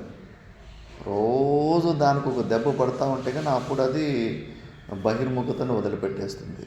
గ్యాప్లు ఇచ్చిపెట్టామంటే కానీ మనకు తెలియకుండా మనం సామాన్య జీవులం అయిపోతాం. ఒక వ్యక్తికి కోపం వచ్చిందంటే కానీ ఫెయిల్యూర్ అయిపోయినాడు అని.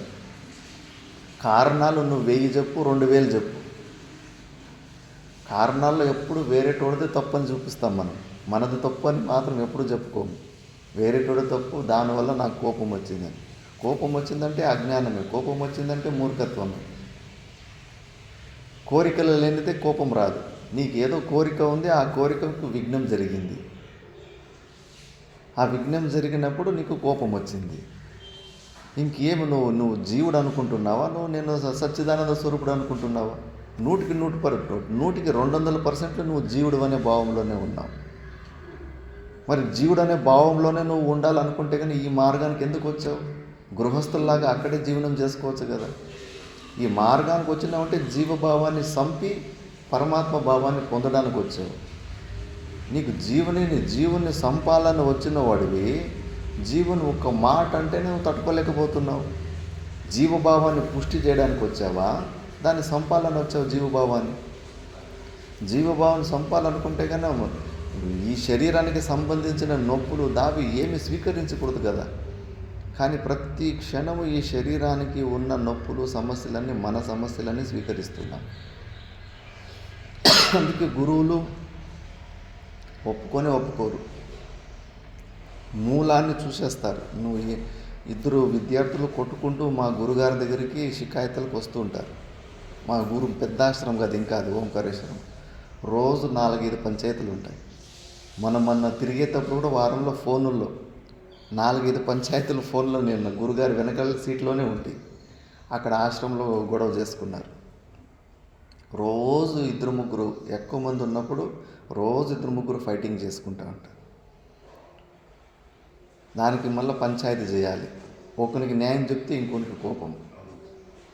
ఎట్లన్నా చేసి గురుగారు మెల్లగా అప్పుడు కొంచెం ఆ గొడవని శాంతి చేసి మళ్ళీ ఇంకోసారి ఫోన్ చేసి మరి అప్పుడు చెప్తాడు, ఇప్పుడు చెప్పు ఈ వేదాంతం ఎక్కడ పోయింది నీది, ఎక్కడ పోయింది నీ వేదాంతం?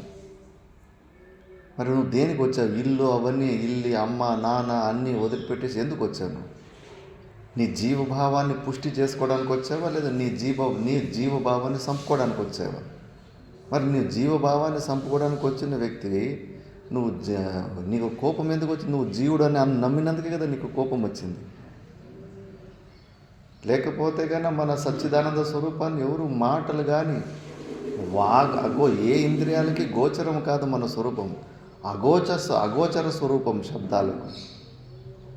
ఇప్పుడు శబ్దాల్లో అన్నీ మనమే కల్పించుకున్నది అర్థాలు. తెలుగులో రండి అంటే ఏమి? చాలా సమ్మానపూర్వకంగా పిలవడం. పెద్దవాళ్ళని పూజ్యులని రండి స్వామీజీ అని. ఏకవచనైతే రా అంటాం, అక్కడ మర్యాద ఉండదు. రండి అంటే కన్నా మర్యాదగా పిలవడం.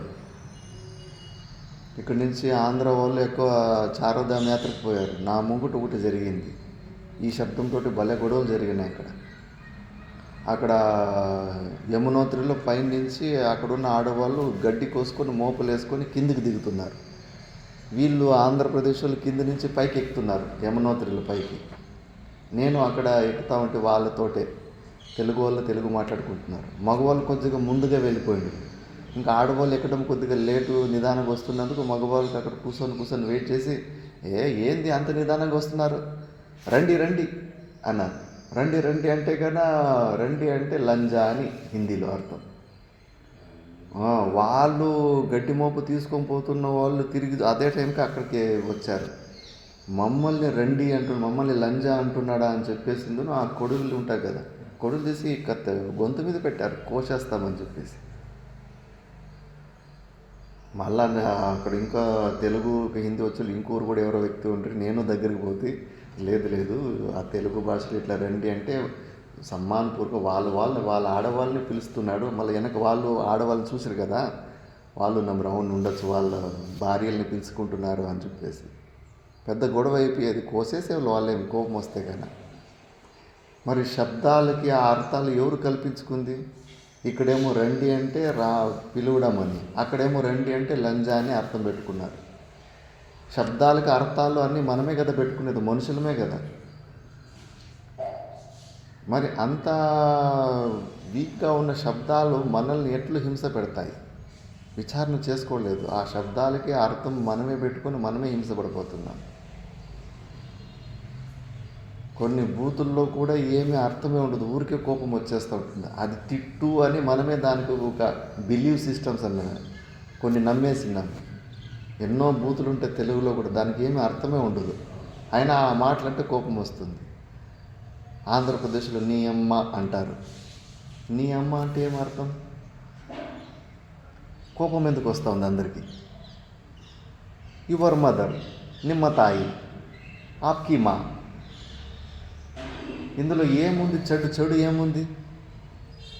కానీ ఆ మాట ఇక్కడంటే కానీ ఎంత పెద్ద గొడవలు అయిపోతాయి. దీనికన్నీ అర్థాలు మనమే కదా కల్పించుకుంది. అందుకే శబ్దాలు ఒక లిమిటేషన్ తెలుసుకోవాలి.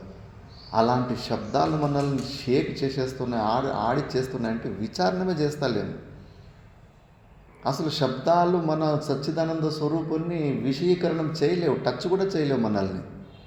శబ్దాలు వదిలిపెట్టేసాడు. అవి గుణాలు, వాటి పంచభూతాలైన ఆకాశ వాయువు అగ్ని నీరు పృథివీ ఇవే మనల్ని టచ్ చేయలేవు. ఏ శస్త్రాలు అస్త్రాలు ఏమీ మనల్ని టచ్ చేయలేవు. మనకేమో నొప్పి అయిపోతూ ఉంది, ఎవరన్నా ఒక మాట అంటే నొప్పి అయిపోతూ ఉంది. మరి నువ్వు జీవుడు అనుకుంటున్నావా, నువ్వు సచ్చిదానంద స్వరూపుడు అనుకుంటున్నావా? వట్టి మాటలు పుస్తకాలు ఎన్ని వింటుంటావు, ఎన్ని చదువుతుంటావు? ప్రాక్టికల్గా అనుభవించు. ప్రాక్టికల్గా ఎవడన్నా తిట్టినప్పుడు నువ్వు ఏమి రియాక్షన్ కాకుండా నువ్వు శాంతిగా ఉండి చూడు, అప్పుడు ఒప్పుకుంటావు నువ్వు ఇవన్నీ వింటున్నావు అంటే కదా. ఊరికే పుస్తకాల మీద పుస్తకాలు, సత్సంగాల మీద సత్సంగాలు ఎన్ని వింటే ఏం ప్రయోజనం? ప్రతి క్షణము నేను జీవుణ్ణి అని అనుకుంటున్నావు. ప్రతి పాఠంలో, ప్రతి పుస్తకం నువ్వు జీవుడు కాదు, నువ్వు సచ్చిదానంద స్వరూపుడు అని ఎన్ని యుక్తుల ద్వారా చెప్పినా కూడా పట్టించుకోవడం లేదు. విన్నట్టే వింటున్నావు, కొద్దిగా కూడా ఆచరిస్తలేవు. ఆచరణలోకి వచ్చిన జ్ఞానమే జ్ఞానం. ఆచరణలకు లేకపోతే కన్నా ఏమీ ప్రయోజనం లేదు.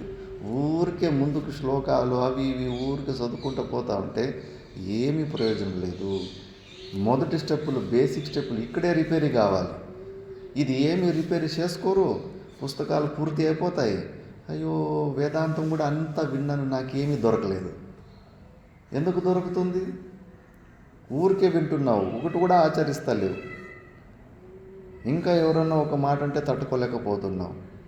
నువ్వు జీవుడు కాదు, ఈ శరీరాన్ని కాదని శాస్త్రం గురువులు ఎన్నిసార్లు చెప్పాలి.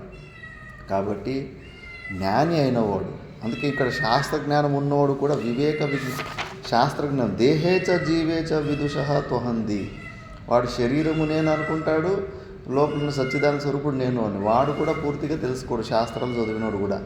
కానీ ఒక జ్ఞాని మాత్రమే కేవలం నేను సచ్చిదానంద స్వరూపుడని తెలుసుకుంటాడు. మిగతాది నా స్వరూపంగా భిన్నంగా ఉన్నది, దేనికి వాడు అస్తిత్వాన్ని ఇవ్వడు. అది ఎంత కనిపించినా ఏమి చేసినా అదంతా మిథ్యాని, ప్రతీతివత్ మిథ్యాని. వాటికి అసలు తల జడుపుకోడు. ఇప్పుడు ఎడారిలో పోతుంటే కానీ ఎండమావులు నీళ్ళు కనిపిస్తుంటే కానీ ఆ నీళ్ళని బకెట్ తీసి నీళ్ళు ముంచుకోవాలనే బుద్ధి పుడుతుందా మనకు? అది కనిపించినా, రోజు కనిపించినా కూడా మనకు అసలు అది మన వల్ల ఏం పని చేయలేదు.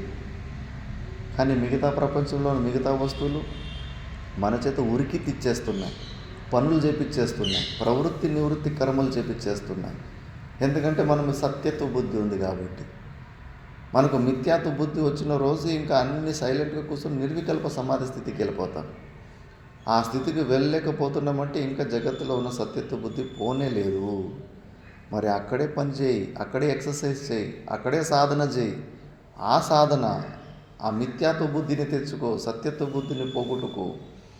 ఎక్స్ట్రా ప్రెషర్, ఎక్స్ట్రా ఎనర్జీ అక్కడే యూజ్ చేయి. మళ్ళీ నెక్స్ట్ స్టెప్, ఫస్ట్ స్టెప్నే క్లియర్ లేదు, ఫస్ట్ స్టెప్ ప్రాక్టికల్లో ఫెయిల్ అయిపోతున్నావు. సెకండ్ స్టెప్కి ఎందుకు పోతావు? అందుకే జ్ఞాని మాత్రం ఎప్పుడు బ్రహ్మ అహమితి అయిన అదే భావంలో ఉంటాడు. అందుకే ఇప్పుడు భాష్యకార భగవానులు ఆశీర్వాద రూపకంలో చెప్తున్నారు దీన్నే. అత్రాత్మబుద్ధిం త్యజమూఢబుద్ధే త్వం మాం సమేదోస్తి పురీశరాశో సర్వాత్మని బ్రహ్మణి నిర్వికల్పే కురుష్వ శాంతిం పరమాం భజస్వ. అత్రాత్మబుద్ధిం త్యజమూఢబుద్ధే త్వం మాం సమేదోస్తి పురీశరాశో సర్వాత్మని బ్రహ్మణి నిర్వికల్పే కురుష్వ శాంతిం పరమాం భజస్వ.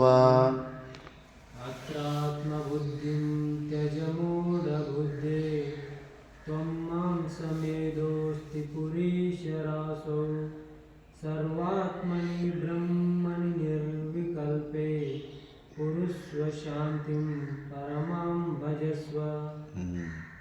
హే మూఢబుద్ధే, హే మూఢబుద్ధి ఉన్నవాడ, అత్రాత్మబుద్ధిం త్యజ.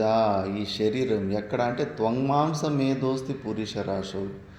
ఈ శరీర సంఘాతంలో ఉన్న మూడు బుద్ధిని వదిలిపెట్టయ్యా అని వేదాంత పాఠాలు నేర్పుతున్న ఆచార్యులకి వాళ్ళ శిష్యులు ఈ శరీర భావంలో ఉంటే చాలా బాధపడతారు.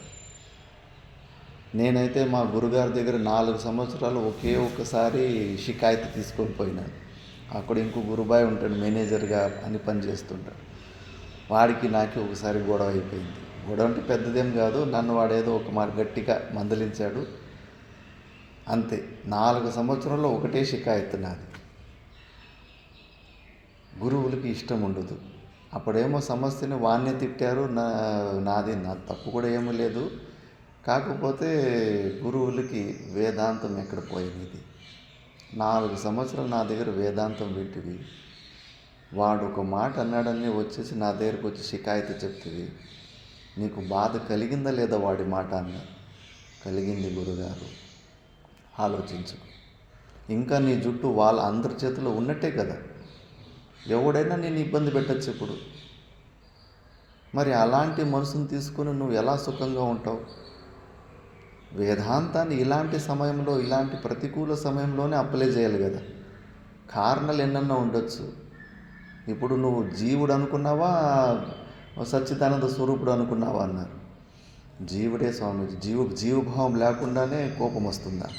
వాడు ఏదో ఒక మాట అన్నాడు, దానికి కోపం వచ్చి నేను పోయి షికాయతు చెప్పాను. షికాయతులు చెబుతున్నామంటే కానీ జీవభావమే ఉంది. వేదాంత మార్గంలో అస్సలు షికాయతులు చెబుతున్నారంటే కానీ క్వాలిటీ పడిపోతుంది. ఏమీ అర్థమవుతలేదు. నువ్వు దేని గురించి, ఎవరి గురించి అస్సలు షికాయతులే చెప్పకూడదు వేదాంత మార్గంలో. షికాయతులు చెబుతున్నామంటే పడిపోయినామని చెప్పేసి. నేను 4 సంవత్సరాలు చెప్పకుండా లాస్ట్ మూమెంట్లో నేను కూడా ఓడిపోతుంది. మిగతా వాళ్ళు ఇంకా ఎక్కువ ఉండేవాళ్ళు ఏదో ఒకటి గొడవ చేసుకుంటారు, దగ్గరికి వెళ్ళిపోతాడు. అప్పుడేమో ఆ గొడవ గురించి మాట్లాడేసి శాంతి చేస్తాడు. మళ్ళీ సపరేట్గా పిలిపించి, మరి వాళ్ళు అట్లా అన్నప్పుడు నీకు బాధ కలిగిందా అంటే కలిగింది. మరి ఎందుకు కలిగింది ఆలోచించావా? ఇంకా నువ్వు ఈ శరీరాన్ని అనుకుంటున్నావు కదా, మరి నువ్వు ఇంకా ఈ శరీరమే, ఆ శరీర భావంలోనే ఉండాలని నువ్వే అనుకుంటున్నప్పుడు శాస్త్రం ఏం చేయనీకవుతుంది? గురువు ఉపదేశం ఏం చేస్తుంది? 4 సంవత్సరాలు గొంతు చించుకొని గురువులు చెప్పిన ఉపదేశము బూడిదలో పోసిన పన్నీరులాగా అయిపోయింది కదా. నా టైం కూడా వేస్ట్ చేశారు కదా మీరు. నేనేమో మీరు ఇల్లు వాకిలి వదిలిపెట్టేసి జీవభావాన్ని వదులుకొని పరమాత్మ భావంలోకి వెళ్ళాలని, మోక్షాన్ని పొందడానికి వచ్చినారని నేను అనుకున్నాను. మీరు చూస్తే ఇంకా ఈ శరీరంలో ఉండడాన్ని, అహంకారాన్ని పుష్టి చేసుకుంటున్నారు. మోసం చేసినట్టే కదా గురువులకి. మీరు వినలేదు కదా, ఊరికే విన్నదే కొద్దిగా కూడా ఆచరించలేదు కదా. టైం వేస్టే కదా ఇదంతా. ఆలోచన చేయండి. నిజంగానే మీరు జీవభావాన్ని చంపాలనుకుంటే కన్నా వీటికి రియాక్షన్ ఇవ్వద్దు. మనస వాచ కర్మన ఎవరన్నా తిట్టితే కూడా నో రియాక్షన్. ప్రారబ్ధాన్ని స్వీకరించాలి. మనకు మిగతా గృహస్థులకు వాళ్ళ కథలు వేరే. మోక్షాన్ని పొందాలని అనుకున్న వాళ్ళకు రియాక్షన్లు ఉండకూడదు, స్వీకరించాలంతే. ప్రారంధం వల్ల మనం తప్పు చేయకపోయినా వాడు ఏదో పూర్వజన్మలో వాడికి తప్పు చేసి ఉంటాము, వాడు మనల్ని ఇట్లా అటాక్ చేస్తాడు, మనము రియాక్ట్ కావద్దు. రియాక్ట్ అయితే కానీ మనలో ఉన్న జీవభావం పుష్టి అయిపోతుంది. ఇలాంటి ప్రతికూల పరిస్థితుల్లోనే అలవాటు నేర్చుకోవాలి. మూగువాడులాగా ఉండాలి సాధకులు. వేదాంత సాధన చేసేటోళ్ళు మూగువాళ్ళలాగా ఉండాలి. పారాయణం చేసేటప్పుడు కాదు, హారతి పాటలు పారాయణం చేసేటప్పుడు అక్కడ మాట్లాడాలి.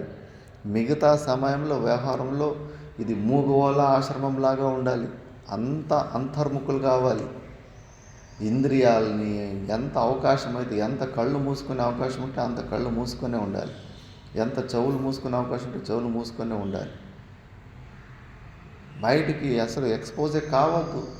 మెల్లమెల్లగా అక్రియాతత్వానికి, నిర్వికల్ప సమాధి స్థితిలో కూర్చునే అలవాట్లు కూర్చోవాలి. సైలెంట్గా ఏకాంతంలో కూర్చునే అలవాట్లలోకి వెళ్ళిపోతూ ఉండాలి. అలా కూర్చోలేకపోతున్నామంటే ఇంకా ప్రపంచం గురించి సరిగ్గా విచారణ జరగలేదు. ఈ శరీరంలో ఉన్న అహంభావం పోనే లేదు. అందుకే ఇక్కడ చెప్తున్నాడు, ఈ త్వంమాంసం ఏదోస్తి పురుషరాశవు, హే మూఢబుద్ధే, హే మూర్ఖుడా, మూఢబుద్ధి ఉన్నోడా, దీన్ని ఆత్మబుద్ధిని త్యజ, ఈ శరీరంలో ఉన్న ఆత్మబుద్ధిని వదిలిపెట్టప్ప అని గురువులు కోరుకుంటున్నాడు, రిక్వెస్ట్ చేసుకుంటున్నాడు. నీకు దండం పెడతానరా నాయన, ఈ శరీరంలో ఉన్న ఆత్మబుద్ధిని వదిలిపెట్టరా, నా కోసమైనా వదిలిపెట్టరా, దీన్ని పుష్టి చేసుకోకరా. అహంకారము మళ్ళా అది ఇంకా విపరీతంగా పుష్టి అయిపోతుంది. సర్వాత్మని బ్రహ్మని నిర్వికల్పే శాంతిం కురుష్వ శాంతిం పరమాం భజస్వ. నువ్వు సర్వాత్మని, బ్రహ్మని, ఆ బ్రహ్మ నిర్వికల్పమైన ఆ బ్రహ్మస్వరూపంలోనే శాంతిం కురుష్వ, నువ్వు శాంతుడు వైపు. శాంతి ఎప్పుడు లభిస్తుంది? నీ స్వరూపంలోకి నువ్వు నిలబడితే, నీ స్వరూపాన్ని ఎప్పుడు మర్చిపోకుండా ఉంటే అప్పుడు నీకు శాంతి లభిస్తుంది. పరమాం భజస్వ, ఆ పరమార్థ సత్యంలో జీవించు. ఈ వ్యావహారిక సత్యంలో ఎందుకు యాక్టివ్గా ఉంటావు? ఇది మిథ్యా వస్తువు, ఇందులో ఎక్కువ యాక్టివ్గా ఉండదు. ఎప్పుడు నీ స్వరూపంలోని మనసు బుద్ధులు పని చేస్తున్నాయంటే ఆ సచ్చిదానంద స్వరూపుని గురించినే చింత చేస్తూ ఉండాలి. కోడి గుడ్ల మీద పొదిగినప్పుడు నువ్వు దగ్గర పోతే కన్నా నిన్ను చూసినట్లు కొర్ర అంటుంది. దాని గమనమంతా గుడ్ల మీదనే ఉంటుంది. కోడి చిన్నపిల్ల తల్లి ఉన్నప్పుడు వంటింట్లో ఏ పని చేస్తున్నా బిడ్డ అక్కడ పండుకుంటే కొద్దిగా సౌండ్ అయితే అది టక్కన గమనమంతా ఆ బిడ్డ కాడనే ఉంటుంది. టక్కన అక్కడ పరిగెత్తిపోతుంది ఏంటి అని చెప్పేసి. అట్లా ఎప్పుడు నువ్వు ఆ సచ్చిదానంద స్వరూపుడు గురించినే మనసు బుద్ధుల ద్వారా ఆలోచిస్తూ ఉండాలి. గురువులు భజస్వాన్ని అడుక్కుంటున్నాడు, రిక్వెస్ట్ చేస్తున్నాడు శిష్యుని, ఈ శరీరాల మీద ఉన్న ఫస్ట్ ఆత్మబుద్ధిని వదిలిపెట్టేసి నీ స్వరూపంలో నిలబడప్ప, అక్కడే శాంతి. శాంతిం కురుష్వ, శాంతి శాంతి అనే అన్ని దశ మంత్రాల్లో కూడా, దశ శాంతి మంత్రాల్లో కూడా ఎన్నిసార్లు రిపీట్ చేస్తాం. ఊరికి శాంతి శాంతి అనే శబ్దాన్ని రిపీట్ చేస్తుంటాం, కానీ శాంతంగా ఉండాలని కోరికే లేదు. ఎప్పుడు కోలాహలంలోనే గడిబిడిలోనే ఉండాలనుకుంటాం. పరమాం భజస్వ, ఆ పరమాన్ని నువ్వు స్వీకరించు, భజన చేయి, దాని గురించి ఆ స్థితిలో నిలబడు అని గురువులు చెప్తున్నారు. మిగతాది మనం నెక్స్ట్ క్లాస్లో చూద్దాం. ఓం పూర్ణమద పూర్ణమిదం పూర్ణాత్ పూర్ణముదచ్యతే పూర్ణస్య పూర్ణమాదాయ పూర్ణమేవావశిష్యతే. ఓం శాంతి శాంతి శాంతి.